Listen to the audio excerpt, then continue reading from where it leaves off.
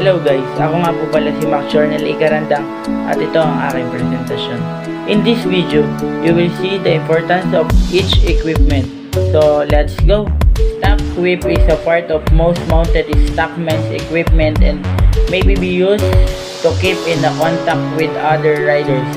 As a weapon against a snake, to lead a horse or dog, or as a counter by the tying one knot for every 100 hit of livestock counted.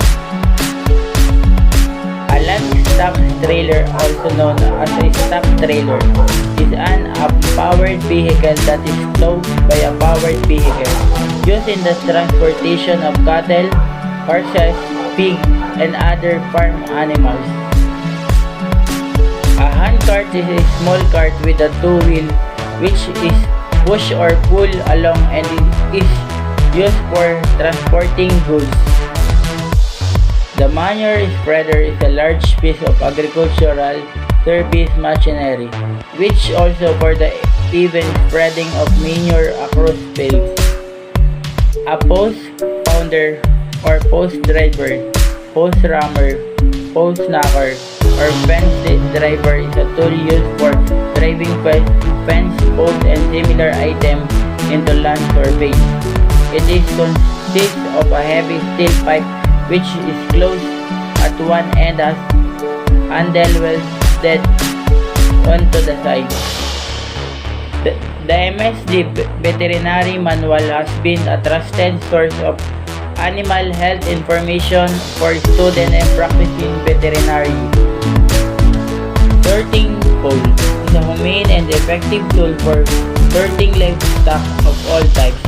Animals generally respond to pressure by moving away from it. The sorting pole allows the handler to gently control animals' movement. Bordizo castrator. If you are raising goats for meat, the Bordizo castrator is the much needed tool for you. If you have castrated the goat, then their weight gain is more than normal weight gain per month. Drencher. Drencher is another much needed equipment in goat farming. Sometimes you have to feed the goats orally. You also have to deworm and giving medicine orally. This is a problem solving tool if you have more goats. Goat farming book. The book work as a tool. It is the most important part of the goat farm because the handbook tell you the solution of every single problem. Feeding equipment.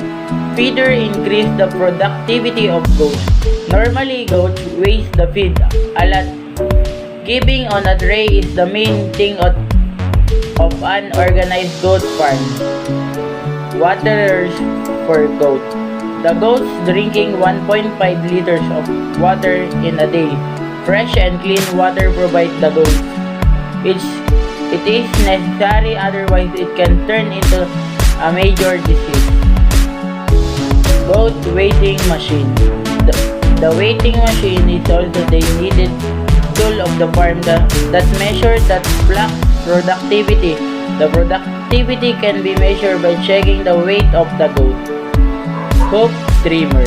Hoof trimmer saves the goat from foot rot disease. The grown hoof should be cut every month, otherwise it can decrease the flock productivity. Setter.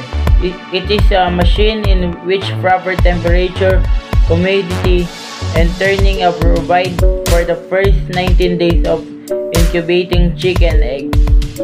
Hatcher. It is similar to that of setter, but turning mechanism is not available and the tray are designed to hold the newly hatched chicks. Stand by electric plant or generator. When there is a failure in the local electricity supply, the incubator must have a secondary source of electricity. Therefore, a standby electrical generator located on site, generally within or next to the hatchery building, is impaired. Hatch egg transfer machine. This is used to transfer the egg from the breeder farm trays to hatcher trays. Vacuum egg leaf usually employed in the hatcheries handling large volume eggs. Egg candler. It is a lightning device used to find out the internal structure of eggs. Two types of egg candlers are available, individual and mass candlers. Natural gas or LPG or methane is connected to heating element which is hung 3 to 5 feet above the chick to provide heat. It is attached with canopy type reflector to reflect the heat towards the chicken. TP is an inverted V that cock can hide into the when it's raining or when it's too hot. Usually built using cement, bamboo, wood, rubber, or plywood that ideal size for TP is 2 feet width by 4 feet height. Paring area is where game pal of the right maturity are pit against each other for training. The structure is composed mainly of sturdy roof and level soil foreground. Sound system. Pro Game Pal breeder recommended playing loud music while training cocks to bite. This is to avoid noise stress that could affect the cock's performance during the bite. System. Bright artificial lighting in an actual cockfighting ring can also affect the game fowl fighting performance. They tend to stare at the source of the bright light, making them vulnerable to attacks. A scratchback or pen is where game fowl can be trained for their footwork, strengthening their knees, thigh, and feet.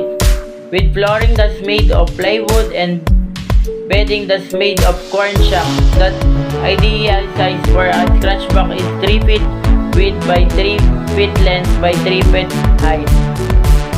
Running pen. It helps to improve the muscle and the bone. Playpen are mainly for exercising their wings. The ideal size is 4 feet width by 8 feet length by 8 feet height. Keeping room are for isolating game balls that are in line for a cockfight.